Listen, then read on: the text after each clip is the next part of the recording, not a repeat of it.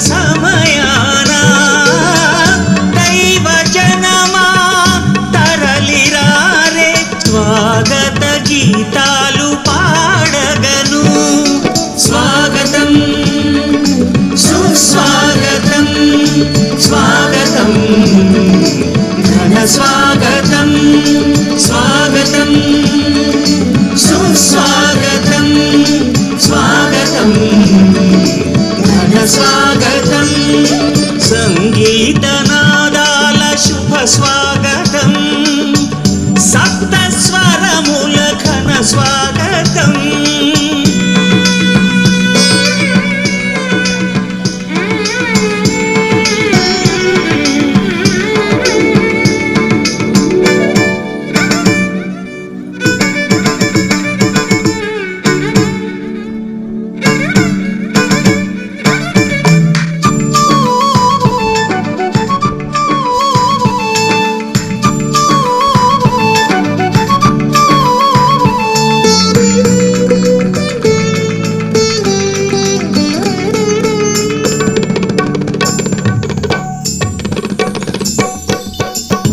కరుణామయుని కలువరి బలి ఇది కలతలు బాపా సమయము ఇది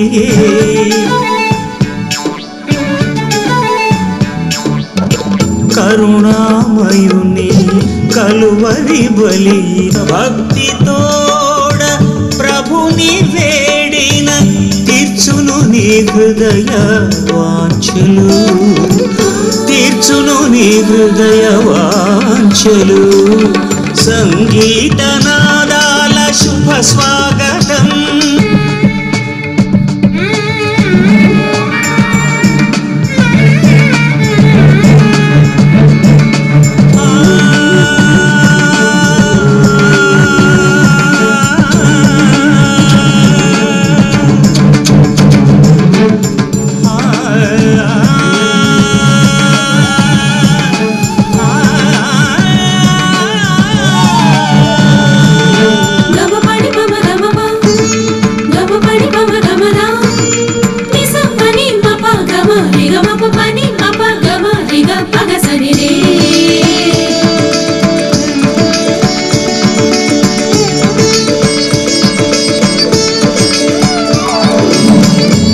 ప్రభుపాదముతో భూపరలోకాన ప్రకృతి అందాలు పులకించెగా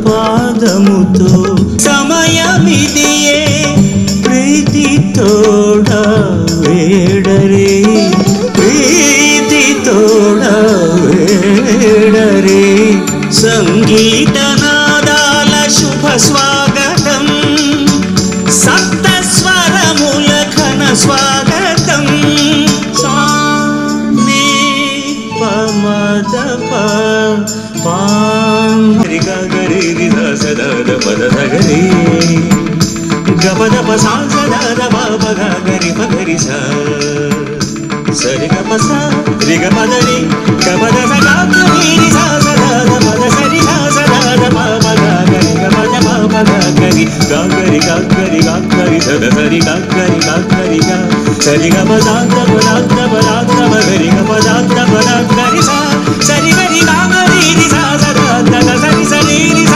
సదద బాబ పద సరి గపద సరి రి గపద స సదద బాబ గరి గరి స స సరి రి రి రి గ గ బాబ పద స గపద స రి గపద స సరి గపద స పద సరి గ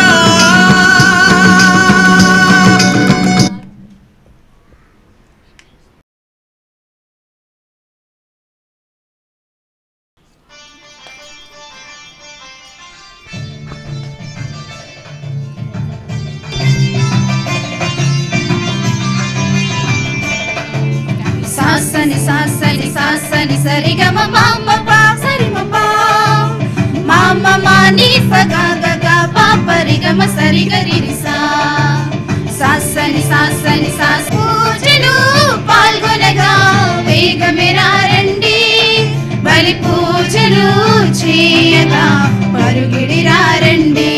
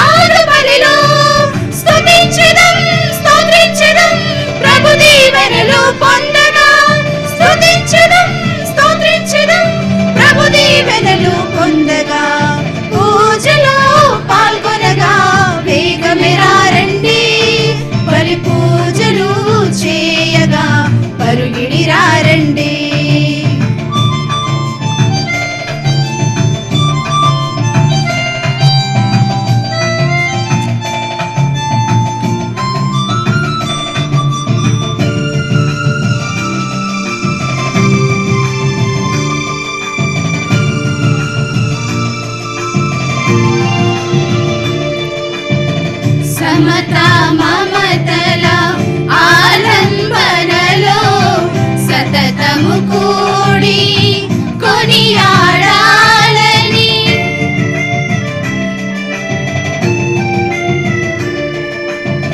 సమతా మమతల ఆలంబనలో సతతము చేరి సంతసముతోని సన్నిధి చేరి దివ్యమాత సంరక్షణలో మనలను కరుణించి దివ్యమాత సంరక్షణలో మనలను కరుణించి తన రూపముగా సాససని నిధాతత మామమ గమధనిస గమధనిస గమధనిస తన రూపముగా మలచిన దేవుని స్తుతించడం స్తోత్రించడం ప్రభు దీవెనలు పొందగా స్తుతించడం స్తోత్రించడం ప్రభు దీవెనలు పొందగా పూజలో పాల్గొనగా వేగమెరారండి బలి పూజలు చేయగా పరుగిడిరారండి పూజలు పాల్గొనగా వేగమెరారండి బలి పూజలు చేయగా పరుగిడిరారండి.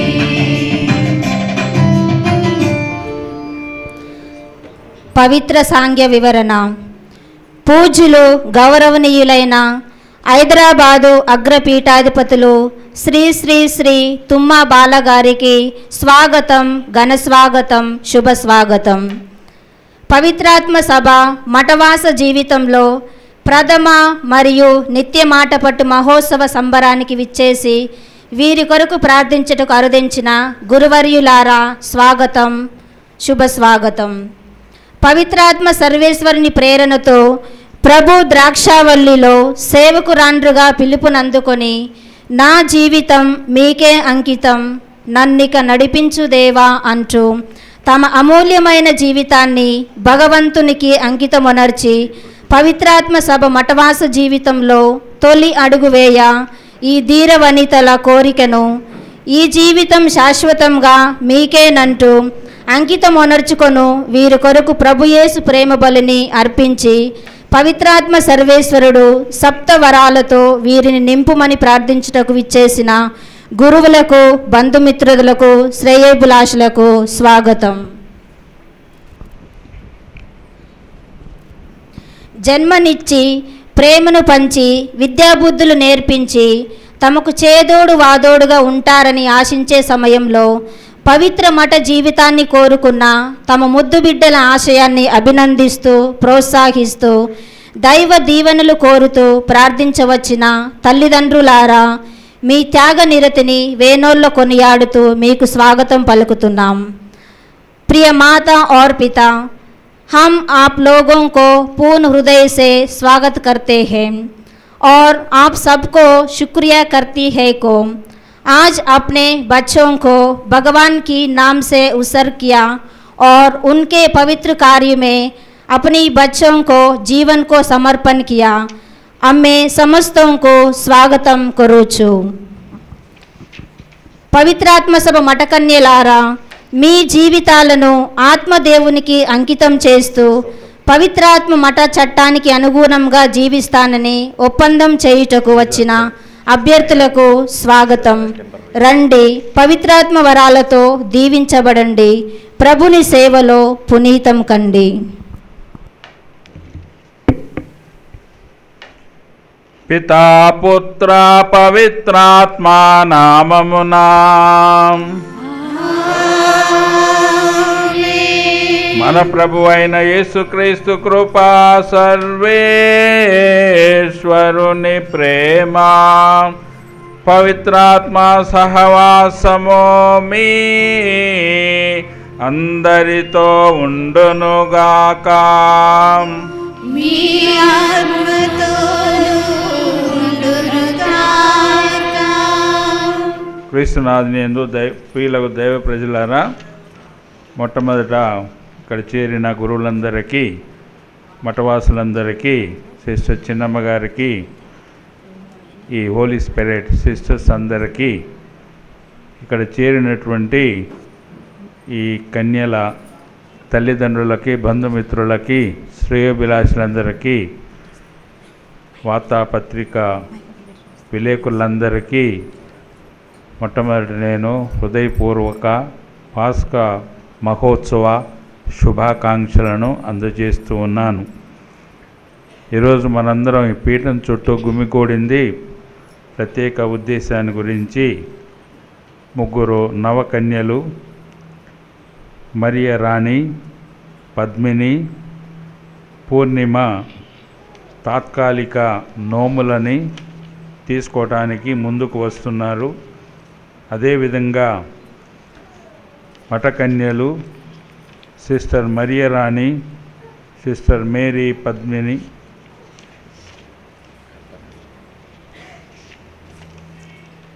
Sister Mary Kalpana, sister Mary Shailaja, sister Mary Vijayakumari నిత్య మాటపట్టు నోములని తీసుకోవడానికి ముందుకు వస్తున్నటువంటి శుభ సందర్భంలో హోలీ స్పిరిట్ సిస్టర్స్ కాంగ్రిగేషన్కి తమ జీవితాన్ని ముగ్గురు తాత్కాలికంగా, మరి ముగ్గురు శాశ్వతంగా అంకితం చేసుకునేటటువంటి గొప్ప సందర్భం ఇది.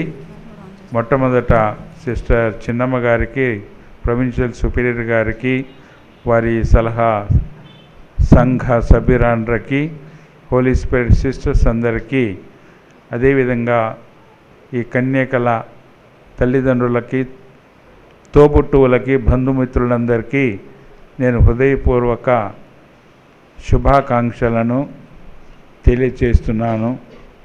ఈ ద్విపూజా బలి వీరి ఉద్దేశం కొరకు అర్పించబడుతుంది. కొన్ని సంవత్సరాలుగా తర్పీదు పొందిన తర్వాత హోలీ స్పిరిట్ సభలో మఠ జీవితం ఎలాగుంటుంది అని కొంతవరకైనా చూసిన తర్వాత ధైర్యంతో ముందుకి వస్తున్నటువంటి శుభ సందర్భం ఇది. అందుకే మనందరి తరపున వీరిని హృదయపూర్వకంగా నేను శ్లాఘిస్తూ ఉన్నాను. అదేవిధంగా వీరిని అర్పిస్తున్నటువంటి వీరి తల్లిదండ్రులని, తోబుట్టువులని, బంధుమిత్రులని, వారి విచారణ గురువులను కూడా ఈరోజు హృదయపూర్వకంగా అభినందిస్తూ అభివందనాలు కూడా తెలియచేస్తూ ఉన్నాం. ఈ దివ్య పూజాబలిలో పవిత్రాత్మిక వరప్రసాదాలు వీరి మీద దండిగా, మెండుగా, నిండుగా కురిపించమని అంకిత భావంతో ఈ రోజుల్లో మఠ జీవితం జీవించటం ఎంత కష్టమో వీరిని అడిగితే తెలుస్తుంది. నవమఠ కన్యలను అడిగితే తెలుస్తుంది. మఠ జీవితాన్ని జీవించినటువంటి కన్యాస్త్రీలను అడిగితే మనకు తెలియవస్తుంది. అనేక రకాలైనటువంటి ఆకర్షణలు లోకంలో ఉన్నాయి.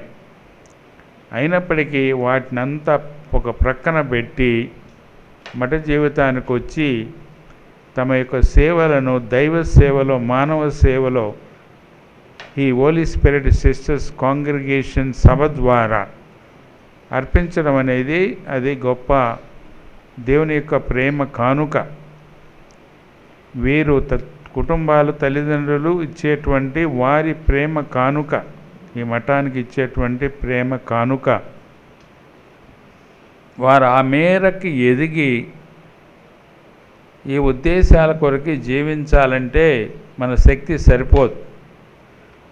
అందుకే ఓ ప్రక్క మనందరం, మరి ముఖ్యంగా తల్లిదండ్రులు, తోబుట్టువులు, బంధుమిత్రులు వారి కొరకు ప్రార్థన చేయాలి. మీరు ఎలా కోరుకుంటారో గురువులు పరిశుద్ధంగా, పవిత్రంగా ఉండాలి, ప్రజలకి మెచ్చే గురువుగా ఉండాలి, ప్రజలు మెచ్చే కన్యాస్త్రీలుగా ఉండాలని కోరుకుంటారో మరి మీ బిడ్డలు కూడా అలాగనే ఉండాలి కదా. అలాగ ఉండాలని చెప్పేసి మీరు ప్రార్థన చేయాలి. మొట్టమొదట అది అమూల్యమైనటువంటి కానుక మీరు ఇవ్వగలిగింది, వారికి ఇవ్వగలిగింది మీ ప్రార్థన. అది మొదటిది. రెండవది మీ కుటుంబ సుమాతృక జీవితం చూస్తూనే ఉంటారు. కన్యాస్త్రీలు, గురువులు, తల్లిదండ్రులు, కుటుంబ సభ్యులు ఎలాగ జీవిస్తున్నారు అనేది చూస్తూనే ఉంటారు, మాట్లాడుతూనే ఉంటారు, ఎత్తి పొడుస్తూనే ఉంటారు. అర్పించినంత మాత్రాన అయిపోతుంది, నా పని అయిపోయిందని దయచేసి అనుకోకండి. మీరు అర్పించారు, కానీ వారి కొరకు ప్రార్థించడం, మీ సుమాత్రగా జీవితం ద్వారా వారిని బలపరచటం, వారు ఎందుకొరకైతే అర్పించబడ్డారో ఆ ఉద్దేశాలన్నీ సక్రమముగా నిండుగా నెరవేర్చే విధంగా అనుదినం మీరు ప్రార్థన చేయడం, మీ సుమాత్రగా జీవితం, విచారణలో ఉండండి, ఎక్కడైనా ఉండండి, మీ సుమాత్రగా జీవితం ద్వారా వారి మఠ జీవితాన్ని బలపరిచేటటువంటి జీవితాలుగా మీరు మిగిలిపోవాల్సి ఉంటుంది. దయచేసి గుర్తించి ఈ మేరకి మీరు స్పందించే విధంగా, వీరు ఈ పిలుపుకు అనుగుణంగా జీవించే విధంగా తోడ్పడమని మన దేవుని మనవి చేద్దాం. మన యొక్క ప్రార్థన భగవంతుని సాన్నిధ్యంలో చేరి వారి వరప్రసాదాలు మన మీద వర్షపు జల్లులుగా కురిపించబడటానికి, మనం చేసిన తప్పులు పాపాలు గుర్తుకు తెచ్చుకొని ఈ పీట ముందు సాగిలపడి పశ్చాత్తాపడి ప్రభు నుండి పాప ఓర్పు అడుగుకుందాం.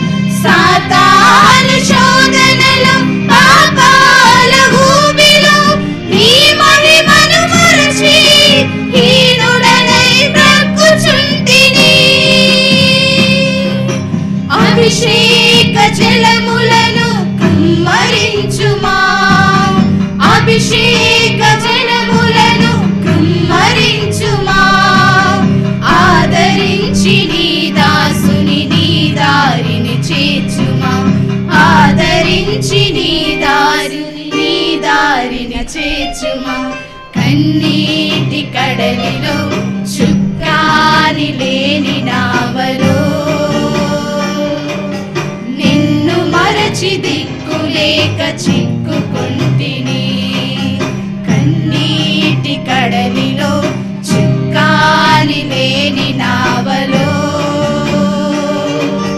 నిన్ను మరచి దిక్కులేక చిక్కుకుంటిని. సర్వశక్తిగల సర్వేశ్వరుడు మనకు దయ చూపి మన పాపములను మన్నించి మనలను నిత్య జీవమునకు చేర్చుదురుగాక.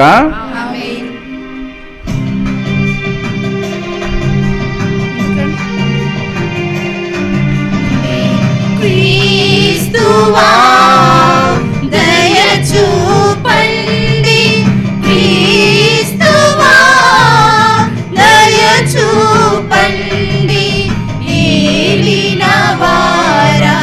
దయ చూపండి, ఏలినవారా దయ చూపండి.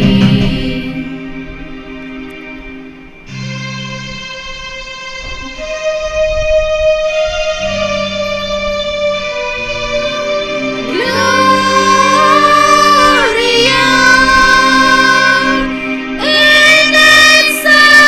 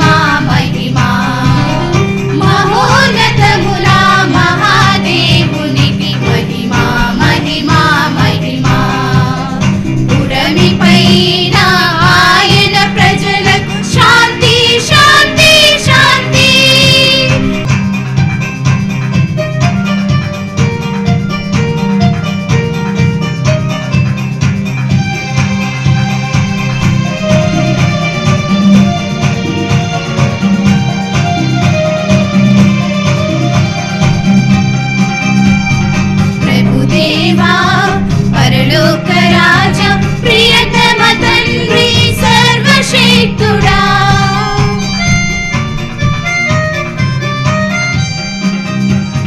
ప్రభుదేవా పరలోక రాజా ప్రియతమ తండ్రి సర్వశక్తుడా నిన్ను కొలిచేము స్తుతించేము నీ ఘన మహిమను గానించేము నిన్ను కొలిచేము స్తుతించేము నీ ఘన మహిమను గానించేము గ్లోరియా గ్లోరియా గ్లోరియా గ్లోరియా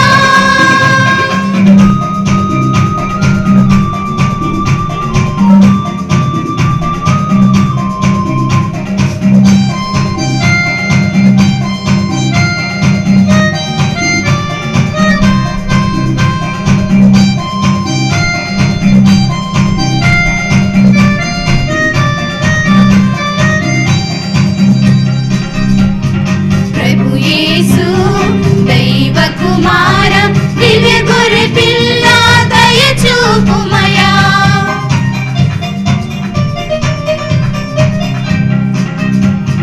ప్రభు యేసు దైవ కుమార దివ్య గొర్రె పిల్ల దయ చూపుమయా పితకుడి ప్రక్కన కూర్చున్న ప్రభువ మా మనవులను ఆలించు స్వామి పితకుడి ప్రక్కన కూర్చున్న ప్రభువ మా మనవులను ఆలించు స్వామి గ్లోరియా గ్లోరియా గ్లోరియా గ్లోరియా ప్రార్థించుదాము. ఓ సర్వేశ్వర, ప్రభుని ఉత్థానపు వార్షికోత్సవం ద్వారా ప్రతి సంవత్సరము నీవు మాకు అమితానందమును చేకూర్చుచున్నావు. ఈ ఉత్సవములను భక్తిమంతముగా కొనియాడి నిత్యానందమునకు పాత్రులము అగుదుముగాక. ఓ సర్వేశ్వర, నీ దాసులయందు జ్ఞానస్నానపు వరమును బాగుగా వర్ధిల్ల చేసితివి. తద్వారా వీరు నీ కుమారుని అడుగుజాడలలో నడుచునట్లు చిత్తగించితివి. వీరు సుశేష నియమముల ప్రకారము సదా జీవించుచు శ్రీ సభ పరిశుద్ధత్వమునకు దోహదపడుచు ప్రేషితోత్సవమును పొందుదురుగాక. నీతోనూ పవిత్రాత్మతోను కలిసి యుగయుగములు జీవించుచు పాలన చేయు ఏలిన వారా మాకు అనుగ్రహించండి.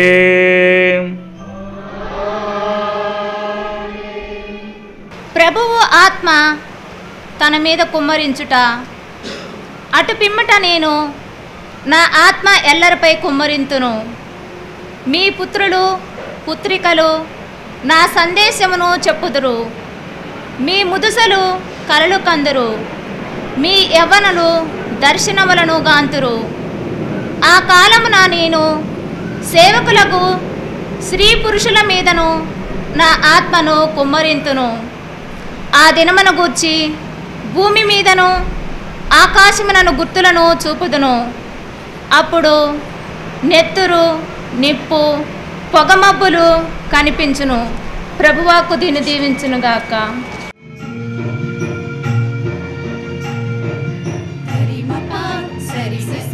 రిమపని నిసపని పని సరి మపరి సరి రిసా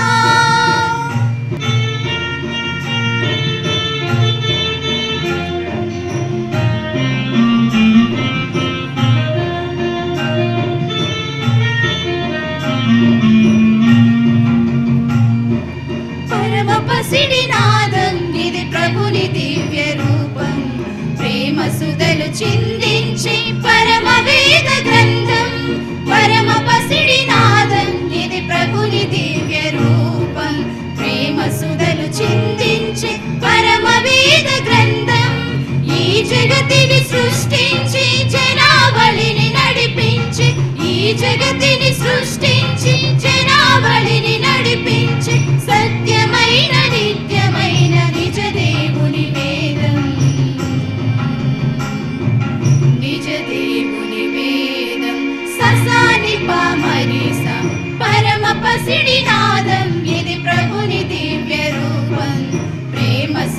చిందించి పరమ వేద గ్రంథం నాదం ఇది ప్రభుని దివ్య రూపం ప్రేమ సుధలు చిందించి పరమ వేద గ్రంథం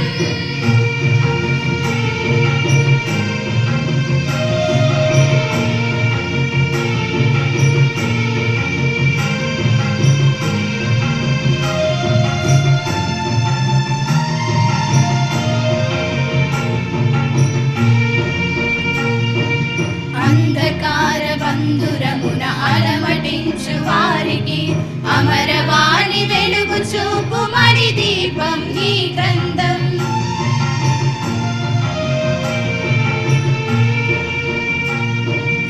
అంధకార బంధురమున అలమటించు వారికి అమరవాణి వెలుగు చూపు మణి దీపం ఈ గ్రంథం అద్వితీయ దైవమైన శ్రీ యేసుని జాడలలో అమరేశుడు నడిపించి మార్గదర్శి వేదం మార్గదర్శి వేదం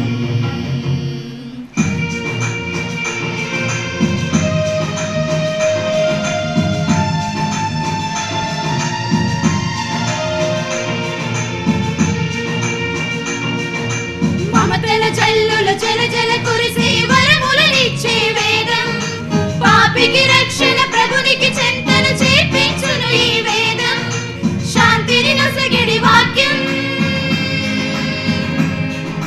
జీవము నింపిడి వేదం సర్వ సృష్టికి ఆధారం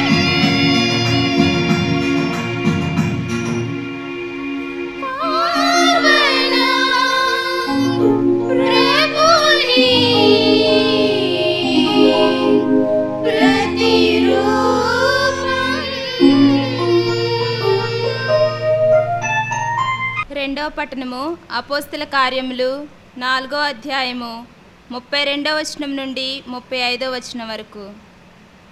అపోస్తల కార్యములు 4వ అధ్యాయము 32వ వచనం నుండి 35వ వచనం వరకు.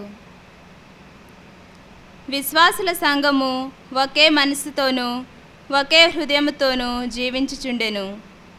వారికి చెందిన ఆస్తుపాస్తులను ఇది నా సొంతము అని ఎవడనూ చెప్పుకొనటలేదు. వారికి ఉన్నదానిని అందరూ పంచుకొనుచుండిరి. ప్రభువైన యేసు పునరుత్థానమును గూర్చి అపోస్తలులు మహాశక్తితో సాక్ష్యములిచ్చిరి. సర్వేశ్వరుడు తన ఆశీర్వాదములను సమృద్ధిగా వారిపై కుమ్మరించెను. ఆ సంఘములో ఏ ఒక్కనికిని కొరతయు లేదు. ఏలైనా పొలము గలవారు ఇండ్లు గలవారు వానిని అమ్మి వచ్చిన పైకమును అపోస్తలుల యొద్దకు తెచ్చుచుండిరి. ఆ పైకము వారి వారి అవసరములకు తగినట్లు పంచిపెట్టబడుచుండెను. ఇది ప్రభువాక్కు.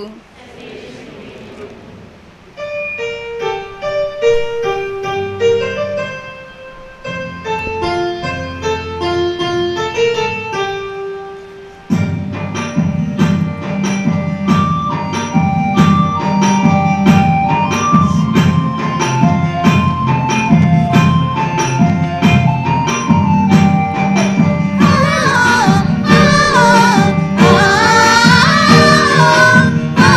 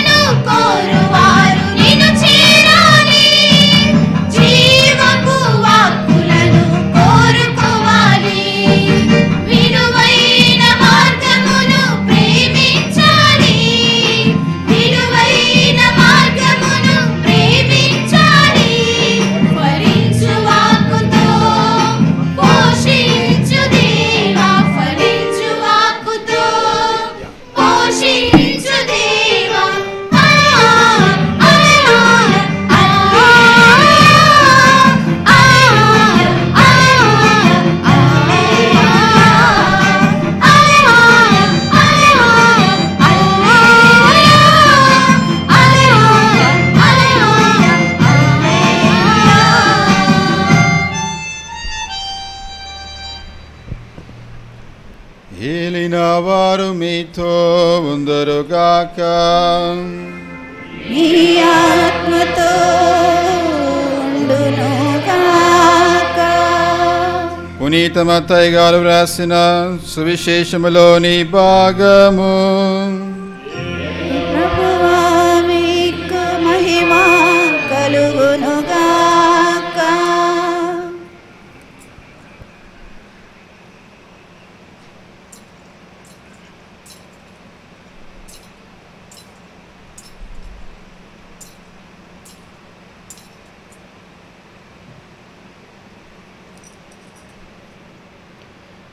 మత్తయి గారి సువార్త 13వ అధ్యాయము 44వ వచనము నుండి 46వ వచనము వరకు.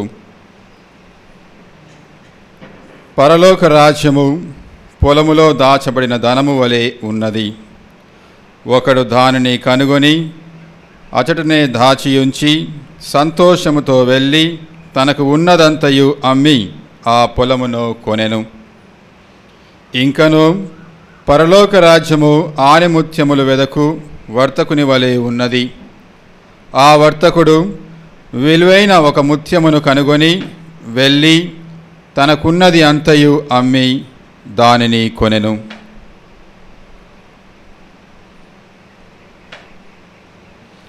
ఇది క్రీస్తు సువిశేషము. క్రీస్తునాథుని యందు ప్రియులకు దైవ ప్రజలారా, ఈరోజు ముగ్గురు కన్యలు తాత్కాలిక మాట పట్టుని తీసుకోబోతున్నటువంటి సందర్భం. మరి ముగ్గురు కన్యాస్త్రీలు నిత్య మాట పట్టుని తీసుకునేటువంటి సందర్భంలో దేవుని యొక్క వాక్యాన్ని విన్నాం, ధ్యానం చేద్దాం. మొదటి పాఠం జోయల్ గ్రంథాన్ని మనం చదువుకున్నాం. దేవుని యొక్క పిలుపుని అనుసరించి ఎలా ముందుకి రావాల్సి ఉంటుంది, ముందుకు వస్తే వారు సునాయాసమైనటువంటి మార్గాన ప్రయాణం చేయలేరు. అనేక రకాల ఇబ్బందులైనటువంటి మార్గాన్ని ప్రయాణం చేయాల్సి ఉంటుంది. ఇరుకు మార్గం, స్వార్థ గ్రంథంలో కూడా మనం చదువుకున్న ఇరుకు మార్గం, దాని గురించి ప్రవక్తలందరూ అదే మార్గం మీద నడిచారు. దేవుడు ఎన్నుకొన్నారు, ఆ మార్గం మీద నడిచారు. కొంతమంది వెళ్ళను అని మొరపడ్డారు. మోషే ప్రవక్తే మొరపడ్డాడు. ఒకసారి కాదు, పలుమారు చాలా తనకుండేటువంటి అర్హతలు కూడా తెలియజేసుకుంటూ, నాకు ఆ గుణం లేదు, నాకు ఆ శక్తి లేదు, మాట్లాడే శక్తి నాకు లేదు, నా తమ్ముని అహరోనుని నాయకుడిగా పెట్టు, నేను ఆయనకు సహాయం చేస్తాను అని తప్పుకోవటానికి ప్రయత్నం చేశారు. కానీ ప్రభు వదిలేయలేదు, ఆయన్నే ఎన్నుకున్నారు. మరి ఎన్నుకున్నటువంటి మోషే ఎన్ని ఇబ్బందులకు గురయ్యాడో మనకు తెలుసు. ఎవరినైతే విడిపించి వాగ్దత్త భూమికి చేర్పించాలని కంకణం కట్టుకున్నాడో వాళ్ళే చంపడానికి యత్నం కూడా చేశారు. ఆయన మీద మొరపడ్డారు, ధిక్కరించారు, తృణీకరించారు. మళ్ళీ వెనక్కిపోతామని చెప్పేసి కూడా తెలియజేసిన సంగతి మనకు తెలుసు. అంటే దేవుడు ఎన్నుకునేటువంటి ఎవరైనప్పటికీ, ప్రవక్తలు కానివ్వండి, గురువులు కానివ్వండి, మఠవాసులు కానివ్వండి, ఇరుకు మార్గాన ప్రయాణం చేయాల్సి ఉంటుంది. అది నేటి కాలంలో సవాలుతో కూడుకున్నటువంటి విషయం. పరిశుద్ధ స్లేవను చూడండి, మనకి చక్కగా ప్రపంచం ఇలాగ వెళ్తుంది, ఈ మార్గంలో వెళ్తుంది అనుకోండి. దీనికి వ్యతిరేకంగా మనం దేవుని మార్గాన్ని అనుసరించాలి. ఇది ప్రపంచ మార్గం. దీనికి ఎదురుగా వ్యతిరేకంగా దేవుని యొక్క మార్గాన్ని అనుసరించి దానిని ప్రజలకి ప్రత్యక్షం చేయటమే స్లీవ మార్గం ప్రియులారా. అదే స్లీవ యేసు ప్రభు జీవితంలో చూస్తే కూడా వారు మానవులుగా ప్రాధేయపడ్డారు. శ్రమల కాలంలో మరణానికి ముందు రోజున కూడా ఎలుగెత్తి అరుస్తున్నారు, పితా సాధ్యమైతే ఈ పాత్రని నా నుండి తొలగించండి. మానవుడుగా అంటే మానవుడుగా తనకుండేటువంటి పరిమితులని గుర్తించి దీనికి నా శరీరం బలహీనమైన శరీరం తట్టుకోగలదా అని ఎలుగెత్తి అరుస్తున్నారు, కూడా ఏడుస్తున్నారు. పితా సాధ్యమైతే నా ఈ స్లేవ బాధలు నా నుండి తొలగించండి. అదే సమయంలో వెంటనే అదే గుక్కలో అన్నట్టుగా నా చిత్తం కాదు మీ చిత్తమే నెరవేరునుగాక. మన జీవితంలో, క్రైస్తవ బిడ్డలందరి జీవితంలో, ముఖ్యంగా గురువుల జీవితంలో, మఠవాసుల జీవితంలో, ప్రపంచ నడతకి ఎదురుగా ఇది ప్రపంచం నడుస్తున్న మార్గం, ప్రపంచ మార్గం, సమాజ మార్గం. దీనికి ఎదురుగా, నిండుగా ఎదురుగా ఇది దేవుని మార్గం అని ధైర్యంగా నిలబడి చెప్పగలిగేటటువంటి జీవితమే మఠ జీవితం. అంతకంటే ఎక్కువగా గురుత్వ జీవితం. అది ఎంత సవాలుతో కూడుకుందో ఈ నవీన కాలంలో నిండుగా మనం పరిశోధన చేస్తే కంపరం ఎత్తుద్ది ప్రియులారా. అమ్మ బాబాయ్, నేను జీవించగలనా, ఆ పని నేను చేయగలనా అని చెప్పేసి అని కంపనం ఎత్తిపోద్ది అన్నమాట. అమ్మ బాబాయ్, చాలామంది గురువులు కానీ మఠవాసులు కానీ అయిన తర్వాత నాకు ఇలా తెలిసి ఉంటే నేను వచ్చి ఉండేవాడిని కాదు, వచ్చి ఉండేదాన్ని కాదనేవాడు లేరా? ఉన్నారు. అలాగ ఉంటుందన్నమాట. అలాగా జీవితం ఉంటుంది. ఎప్పుడో మన చిత్తం కాదు నెరవేరేది, దేవుని చిత్తం. అదే వీరు నోచేటటువంటి నోముల్లో కూడా 3 రకాలైన నోములు తీసుకుంటారు, వాగ్దత్తాలు చేస్తుంటారు కదా. అందులో నా చిత్తం కాదు మీ చిత్తమే నెరవేరును కాక, అదే ఒబీడియన్స్, విధేయత ప్రమాణం చేస్తారు. తర్వాత విరక్తత్వ జీవితాన్ని జీవిస్తాను అని ప్రమాణం చేస్తారు. ఎందుకంటే దేవుని యొక్క సేవలో ఉండాలంటే అది కూడా త్యాగం చేయాల్సి ఉంటుంది. అప్పుడే నిండుగా దేవుని యొక్క సేవలు చేయటానికి వీలు పడుతుంది. లేకపోతే కుటుంబం ఉంటే కుటుంబ బాధ్యతలు, బరువులు దాన్ని తగ్గిస్తాయి. దాన్ని దేవుని కొరకి, ప్రజల కొరకి దేవునికి అర్పించడం. విధేయత, తర్వాత వినయం, తర్వాత బీదరికం. 3వది బీదరికం.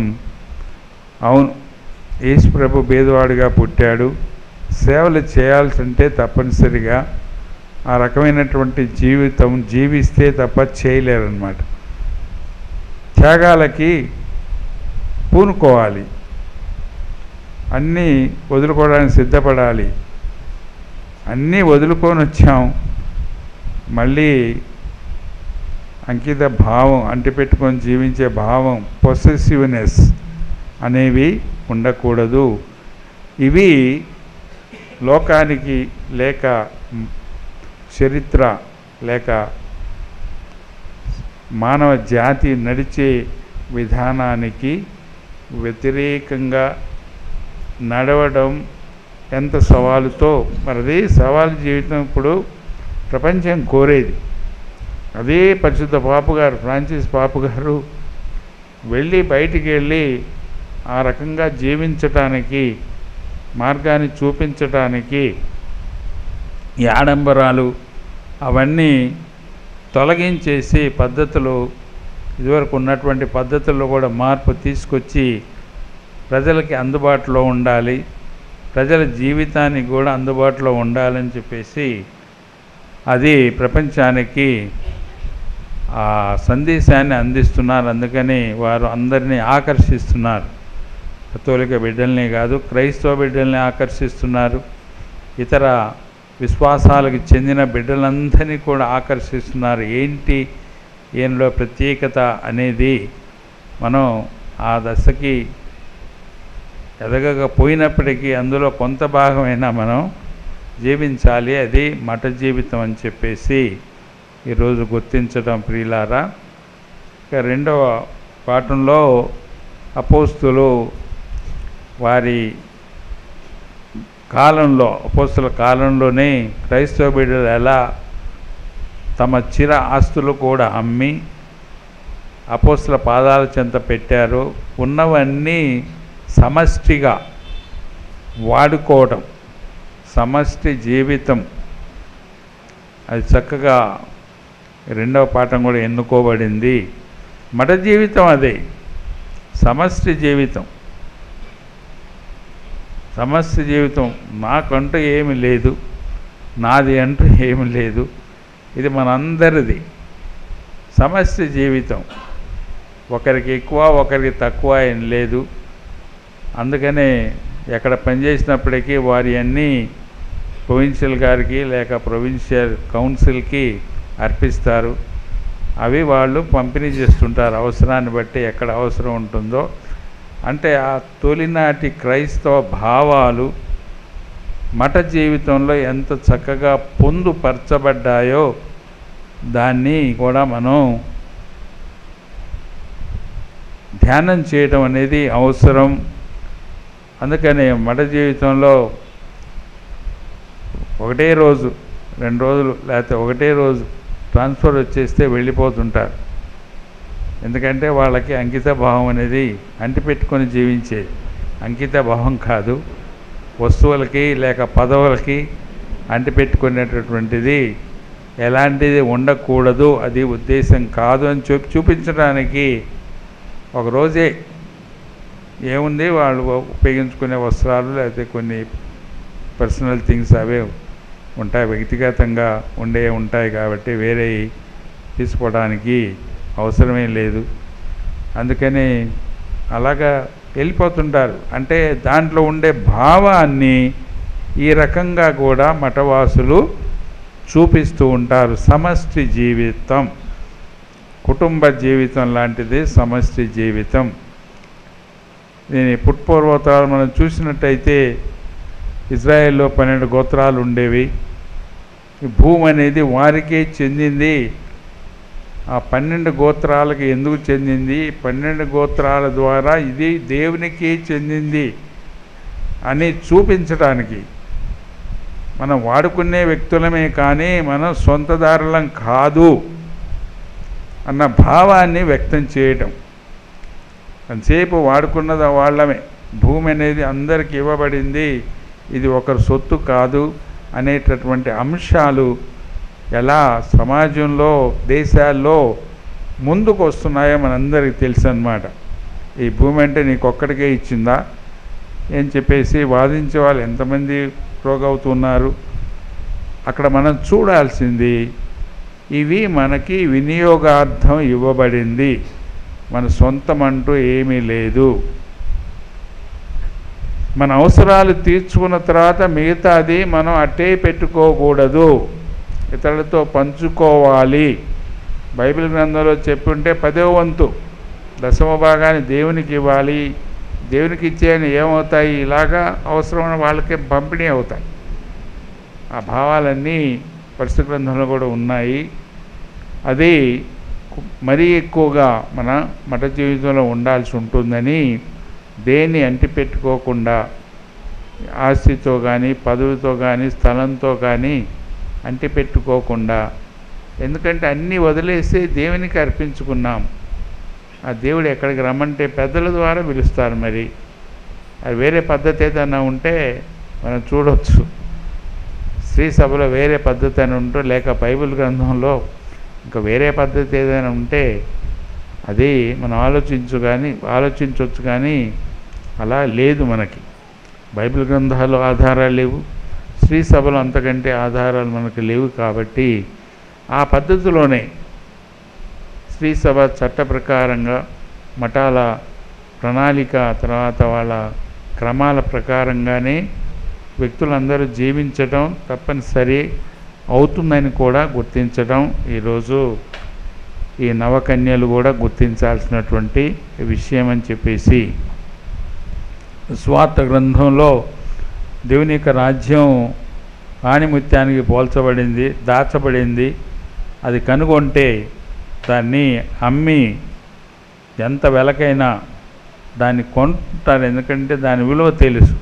భూమి కొంచెమే అయి ఉండొచ్చు, కానీ అందులో ఉండేటువంటి ఈ విలువ ఆణిముత్యాలు ఆడ కనుగొన్నాడనమాట. ఆ స్థలంలో ఆణిముత్యాలు ఉన్నాయని కనుగొన్న తర్వాత వెళ్ళి అన్నీ అమ్మేస్తాడు, వచ్చేసి కొంటాడు. దేవుని యొక్క రాజ్యం ఇలాంటిది అని చెప్పేసి చిన్న చిన్న విత్తనాలు కూడా పోర్చారు. చూస్తే చాలా చిన్న విత్తన మర్రి విత్తనం, కానీ మహావృక్షంగా వెదిగిపోతుంది. తను పోలినటువంటి విత్తనాల్ని వేల సంఖ్యలో అందిస్తుందన్నమాట. వందల వేల పక్షులు వచ్చి అక్కడ జీవితాన్ని గడుపుతూ ఉంటాయి. దేవుని యొక్క రాజ్యం ఇలాంటిదని చెప్పేసి నిర్వచనం చేయలేదు, కానీ ఉపమానాలతో పోల్చి చెప్పడం జరుగుతుంది. ఈ దేవుని యొక్క రాజ్యం అంటే ఏంటి అని చెప్పేసి ఇది నిర్వచనం లేదు. ఎక్కడన్నా చూడండి, స్వాత గ్రంథంలో ఎక్కడైనా చదవండి, నిర్వచనం మనకి దొరకదు. పోలికలే దొరుకుతాయి. ఇలాంటిది లేక రాజు ఇచ్చినటువంటి ఒక విందుకు పోల్చడం, విత్తనానికి పోల్చడం, ఆనిముత్యానికి పోల్చడం. నేను ధ్యానం చేస్తూ ఉంటున్నప్పుడు నాకు వచ్చే ఉద్దేశాలు మీతో పంచుకుంటాను. దేవుని యొక్క రాజ్యం అనేటప్పటికీ కింగ్డమ్ ఆఫ్ గాడ్ అని ఇంగ్లీష్లో అంటాం కదా. ఏంటి ఇది అని చెప్పేస్తే మనకు ఎక్కడి నుంచి తెలిసి వస్తుంది? యేసుప్రభు జీవితంలోంచి తెలిసి వస్తుంది. సువార్త గ్రంథాల్లో తొలినాటి క్రైస్తవ సంఘాల్లో మనం వాటిని పరిశీలించినప్పుడు, పరిశోధన చేసినప్పుడు, లేకపోతే ధ్యానం చేసినప్పుడు తెలిసి వచ్చేటువంటి అంశాలు, ముఖ్యంగా యేసు ప్రభు మొట్టమొదటి అంశం ఏంటి?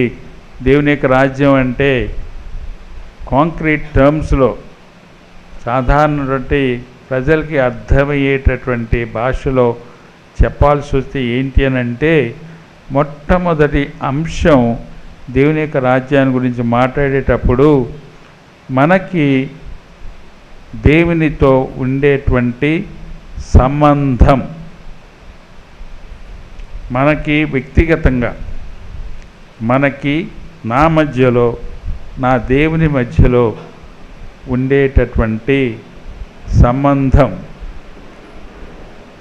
నేను ద్రాక్షవల్లిని, మీరు రెమ్మలు.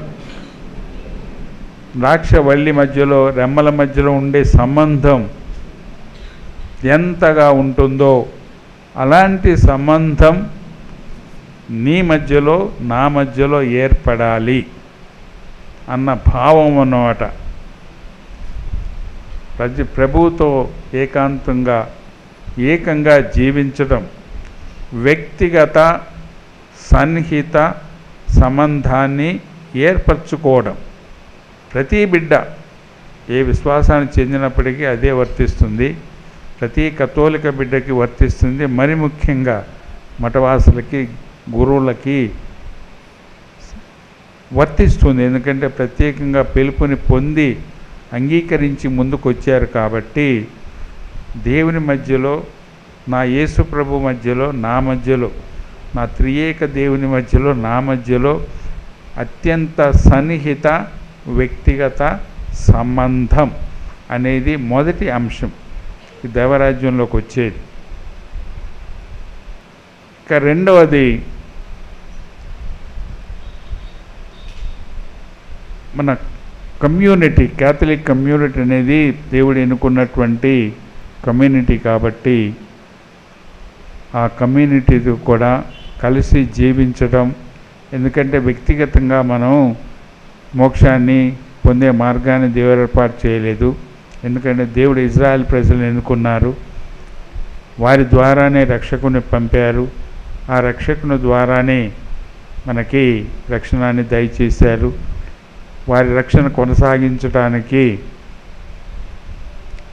శ్రీసభను ఏర్పాటు చేశారు.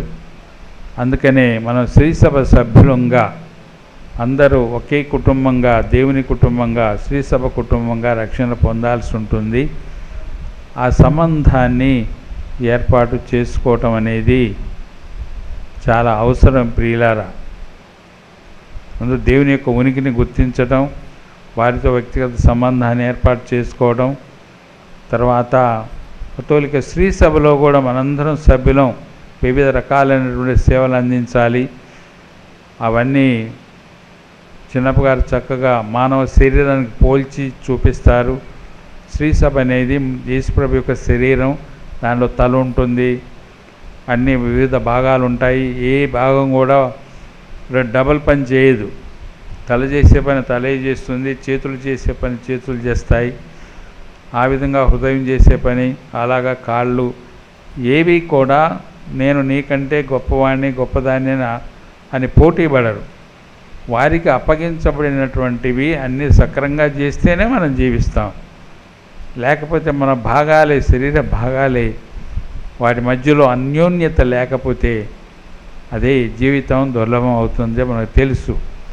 అలాగనమాట శ్రీసభలో కూడా అలాగా వివిధ రకాలైన సేవలు అందించేటువంటి వరప్రసాదాలు యేసుప్రభు మనకి ఇచ్చి వెళ్ళారు. కాబట్టి అందులో సభ్యుడిగా, సభ్యురాలుగా మనం ఏ కమ్యూనిటీకైనా చెందొచ్చు, ఏ దేశానికైనా చెందొచ్చు, ఏ విచారణకైనా చెందొచ్చు, అదేవిధంగా ఏ మఠానికైనా చెందొచ్చు. మనందరం శ్రీ సభ బిడ్డలం. పాపగారి మొదలుకొని సామాన్య క్రైస్తవ బిడ్డవారు ఈ మధ్యలో ఉండేవాళ్ళందరూ కూడా శ్రీ సభ బిడ్డలు అన్నది నొసటి మీద రాసుకోవాలి, హృదయం మీద రాసుకోవాలి. అనేక రకాల సేవలు ఉన్నాయి కాబట్టి ఆ మఠాలు ఏర్పాటు చేయబడ్డాయి, వారి వారి మఠ ధ్యేయాలు ఉంటాయి. అవన్నీ సభపై అవన్నీ చేయాల్సి ఉంటుంది. కానీ శ్రీ సభ వెలుపల కాదు, శ్రీ సభ లోపల సభ్యుడిగా, సభ్యురాండ్రుగానే ఎప్పుడు కూడా శ్రీ సభని దృష్టిలో పెట్టుకొని నడుచుకోవాల్సి ఉంటుందన్నది ప్రధాన అంశం కూడా మఠవాసులకు. ముఖ్యంగా వాళ్ళు ప్యారలల్ గవర్నమెంట్ అని అనుకుంటున్నారు. అది సరైనటువంటి అవగాహన కాదు, తప్పుడు అవగాహన. మిత్రాలు ఉంటే వారితో పోటీగా ప్యారలల్ లైన్స్ ఉండగా రైల్వే లైన్లు, ఈ లైన్ ఇడిపోతుంది, ఈ లైన్ ఇది అలాగనుకుంటున్నారు. కాదు, బండి నడవదు, రైలు బండి నడవదట.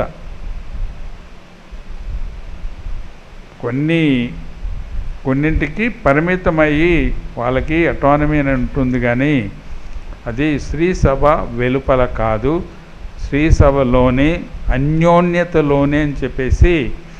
అందుకని ఎవరైనప్పటికీ, ఏ కాంగ్రిగేషన్ అయినప్పటికీ, ఏ సభ అయినప్పటికీ శ్రీ సభ సభ్యులు. మన తల్లి, కన్న తల్లి కంటే మిన్న తల్లి శ్రీ సభ తల్లి. అందరూ మఠవాసులందరూ మొదటి నుంచే కన్యాస్త్రీలు ఈ మాట పట్టు ఇచ్చేటప్పటి నుంచే హృదయంలో నాటి పంపించాలన్నమాట. ఎక్కడ పనిచేస్తున్నప్పటికీ, ఏ పని చేస్తున్నప్పటికీ, ఎక్కడ పనిచేస్తున్నప్పటికీ నేను శ్రీ సభ బిడ్డని, తిరుసభ బిడ్డని, అది మర్చిపోకూడదు. అది మర్చిపోతే చాలా అసలు మఠానికే ప్రమాదం ఏర్పడుతుంది, మనుగడకే ప్రమాదం ఏర్పడుతుంది ప్రియులారా. మనుగడకే. శ్రీసభ మనందరం బిడ్డలమని చెప్పేసి ఆదుకునే శ్రీసభ. ఎలాంటి పరిస్థితి వచ్చినప్పటికీ ఆదుకునేది శ్రీసభ. జ్ఞానస్నానం పొంది దగ్గర నుంచి, నువ్వు పుట్టిన దగ్గర నుంచి చనిపోయేంత వరకు ఎవరు మనల్ని పెంచేది, శ్రీసభ అంటే విశ్వశ్రీ సభ ఉంటుంది, మనకు మేత్రాసనం ఉంటుంది, విచారణ ఉంటుంది. ఇవి ప్రధానంగా మనకి మూలిక స్తంభాలు లాంటివి అన్నమాట. మరి ఇవన్నీ జరిగింది ఎవరి ద్వారా? శ్రీ సభ ద్వారా. చూడండి, అంటే శ్రీ సభతో క్రైస్తవ బిడ్డగా, కథోలిక బిడ్డగా మనకుండేటువంటి సంబంధం ఎలాగుంటుందో విచారణ గురువు ద్వారా, విచారణ ద్వారా, మేత్రాల ద్వారా, మేత్రాసనం ద్వారా, ఆ తర్వాతనే మన విశ్వశ్రీ సభకి బిడ్డలం అవుతాం అన్నమాట. విశ్వశ్రీ అంటూ ఎక్కడో మనకు అక్కడ కనపడదు, అది మేత్రాసనంలో మనకి తెలియవస్తుంది, జీవిస్తాము. ఇది మళ్ళీ కింద స్థాయిలో ఇంకో కింద స్థాయిలో వెళ్తే విచారణ. అదొకటి ప్రధానంగా ఈరోజు గుర్తింపు తీసుకురావడం అనేది. అది రెండో అంశం ప్రియులారా. ఇక మూడవది మన చుట్టుప్రక్కల ఉండేటువంటి వారితో అన్యోన్యంగా జీవించడం. అన్నదమ్ముల్లా, అక్క చెల్లెండ్రా, ఏ మతానికి, ఏ విశ్వాసానికి చెందినప్పటికీ మానవులుగా మనందరం దేవుని బిడ్డలం అన్న భావాన్ని పెంపొందించుకోవడం. ఇక్కడనే వర్గ భేదాలు, కుల భేదాలు ఎన్ని వస్తుంటాయి, దేశ భేదాలు, అవన్నీ దేవుని యొక్క చిత్తం కాదు. మరొకసారి స్లేవ్ అంటే అదే అన్నమాట. వాటన్నింటినీ అధిగమించి సమభాతృత్వ భావాన్ని కథోలిక బిడ్డలో మనం జొప్పించగలమా, మనం జీవించగలమా? ప్రత్యేక పిలుపుని పొందినటువంటి మఠవాసులు కానివ్వండి, గురువులు కానివ్వండి, మేత్రాలు కానివ్వండి, దాన్ని జీవించి దాన్నే మనం ఈ రోజుల్లో ఎక్కువగా ప్రజెంట్ చేయాల్సినటువంటి అవసరం ఉంది ప్రియులారా. మనం జీవించడం, మార్గాన్ని చూపించడం అనేది అది కూడా గొప్ప సవాల్తో కూడుకున్నటువంటిది. దైవరాజ్యం అంటే నేను ఇది అనుకుంటా అన్నమాట. కథోలిక బిడ్డగా నేను ఆలోచన చేసినప్పుడు, గురువుగా, మేత్రాలుగా ఆలోచన చేస్తే నాకు తెలియవచ్చే దేవుని యొక్క రాజ్యం ఏంటి నాకంటే నాకు వచ్చే ఆలోచన అది అని చెప్పేసి ఇది 3 భావాలు ఈరోజు మీతో గురువులతో పంచుకుంటున్నాను, మఠవాసులతో. కథోలిక బిడ్డలు కూడా వారికి కూడా అదే అనివస్తుంది. అంటే వారి అంతస్తు వేరు కాబట్టి వారి అంతస్తుల ప్రకారంగా ఇవే భావాలు అందరికీ వర్తిస్తాయని చెప్పేసి ఈరోజు గుర్తుంచుకోవడం. అదే ఈ దైవరాజ్యం అనేది ఎంతవరకు నెరవేరింది నాలో అనేది ప్రతి ఒక్కరం పరిశీలన చేసుకోవాలి. మనం చెప్పుకొని వస్తున్నాం, దేవుని బిడ్డమని చెప్పుకుంటున్నాం, కానీ ఈ 3 అంశాలతో కూడుకున్నటువంటి దైవరాజ్యం అనేది ఎంతవరకు నాలో నెరవేర్చాను, నెరవేరింది, రియలైజేషన్ అనేది కూడా పరిశీలన చేసుకోవాలి ప్రియులారా. లేకపోతే ఇవన్నీ మనం బేరీజ్ వేసుకోలేకపోతే, చూసుకోకపోతే ఏదో వెళ్తూ ఉంటాం, ఏదో ఆచార ప్రకారంగా చేస్తూ ఉంటాం. సడన్గా ఒక సమయం వస్తుంది, ఎన్ని పునరాలోచనలు ఆరంభమవుతాయి. నేను చేసేది ఏంటి, ఎందుకు చేస్తున్నాను, ఏం చేస్తున్నాను, ఎందుకొరకు ఈ మఠ జీవితానికి వచ్చాను, ఈ ప్రశ్నలన్నీ ఉత్పన్నం అవుతాయి. అప్పుడు నిరాశ, నిస్పృహలకు గురవుతాం. మఠ జీవితాన్ని వదులుకొని పోయేటటువంటి ప్రమాదం, గురుత్వ జీవితాన్ని వదులుకొని ప్రమాదాలు కూడా గురవుతూ ఉంటాం.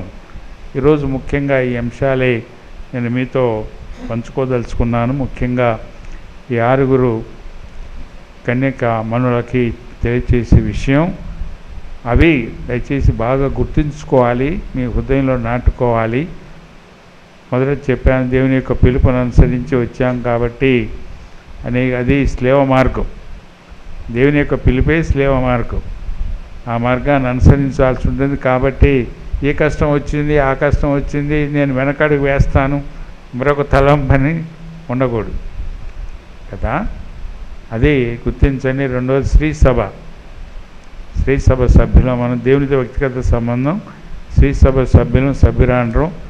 మూడవది మన కార్యక్రమాల ద్వారా మనం చేపట్టేటువంటి కార్యక్రమాలు మఠం ప్రకారంగా కొన్ని ధ్యేయాలు ఉంటాయి.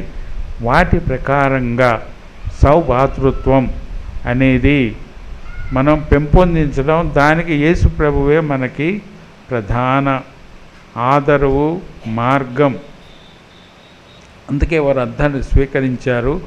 మీరు కూడా ఇదే మార్గంలో ప్రయాణం చేయాల్సి ఉంటుంది అన్నీ ఆలోచించి వస్తున్నారు. ముఖ్యంగా నిత్య మాట పట్టును చేపట్టేటువంటి కన్యాస్త్రీలు కొన్ని సంవత్సరాల పాటు తర్పీదుని మీరు అనుసరించారు, జీవించారు. మఠ జీవితం ఇలాగుంటుందని చెప్పి ఈ మఠంలో జీవితం ఎలాగుంటుందని చూశారు. అందుకనే ఈ ఇబ్బందులు ఏర్పడ్డప్పుడు ఈ వెనకడు కాదు వేయాల్సింది. ప్రవక్తలు అలా వేయలేదు. అవసరమైతే జీవితాన్ని కూడా అర్పించారు, కానీ ఏ ప్రవక్త కూడా మళ్ళీ వెనక్కి వెళ్ళలే. అది కోరుతుందన్నమాట. అలాంటివి అవసరమైతే, అవును మనమే కథోలిక బిడ్డలే కాదు, ఎలాంటి వ్యక్తిత్వాలు కలిగినటువంటి, ఇలాంటి ఉద్దేశాలు కలిగినటువంటి ఏ ఒక్కరైనా వెనకడుగు వేయరు. అవసరమైతే ప్రాణం కూడా ఇస్తాము, ముందుకెళ్తాము అని చెప్పేసి చెప్పేవారు. కథోలిక మతంలోనే కాదు, ప్రపంచంలో మనకి అన్ని మతాల్లో కూడా కనపడేవారు ఉన్నారని చెప్పేసి గుర్తెరిగి, ఈ మేరకి ఈ ఆరుగురిని పవిత్రాత్మతో నింపి ఈ మార్గంలో నడిపింప చేయమని, వీరికి నేను ముందు చెప్పినట్టుగా ముఖ్యంగా తల్లిదండ్రులు, కుటుంబీకులు అందరం కూడా శ్రీ సభ అంతటా మనందరం కూడా ఈ విధంగా జీవించేటట్టు ప్రార్థన చేయడం ఒకటి, మన సుమాతృక జీవితాన్ని అందిస్తూ ఒక మార్గంగా వారికి బలాన్ని చేకూర్చే విధంగా కూడా మనల్ని కూడా ముందుకు నడిపించమని ఈరోజు ప్రతిరోజు ప్రార్థన చేద్దాం. అభ్యర్థి పరిశీలన. పవిత్రాత్మ సభ ప్రాంతీయ అధినేతి రెవరెండ్ సిస్టర్ చిన్నమ్మ అభ్యర్థులను ప్రశ్నించి పరిశీలిస్తారు. ఓపు స్పిరిటు సాంక్టి అను అంతర్జాతీయ సభలో ఒక సభగా ఉన్న పవిత్రాత్మ మఠవాస జీవితానికి నిన్ను నీవు ఇష్టపూర్వకంగా సమర్పించుకొనుచున్నావా లేదా అని ప్రశ్నిస్తారు. భగవంతునికి, ఆయన రాజ్య విస్తరణకు నిన్ను నీవు హృదయపూర్వకంగా అంకితం చేసుకోవడానికి సంసిద్ధంగా ఉన్నావా లేదా అని పరిశీలిస్తారు. అభ్యర్థి తన ఇష్టపూర్వకంగానే పవిత్రాత్మ సభ జీవితం జీవించడానికి వచ్చి ఉన్నానని సమాధానమిస్తారు.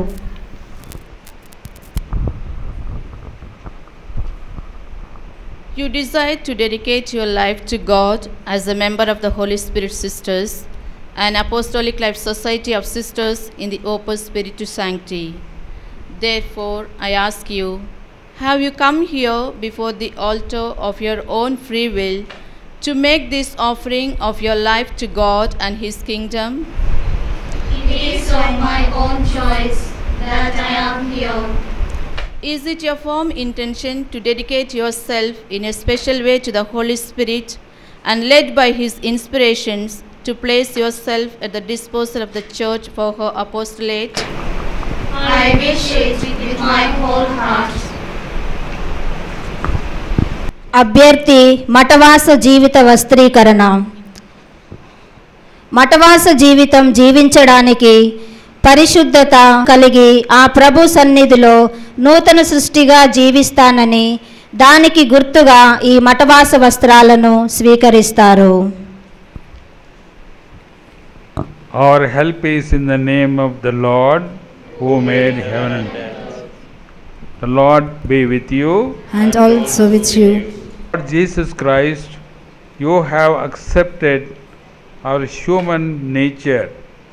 We beseech you, bless and sanctify these garments. May the sisters who wish to take the garment of this society put you on ever more perfectly. Through the intercession of the Blessed Virgin Mary and the Apostles, may they reach what they desire. You who live and reign forever and ever. Amen.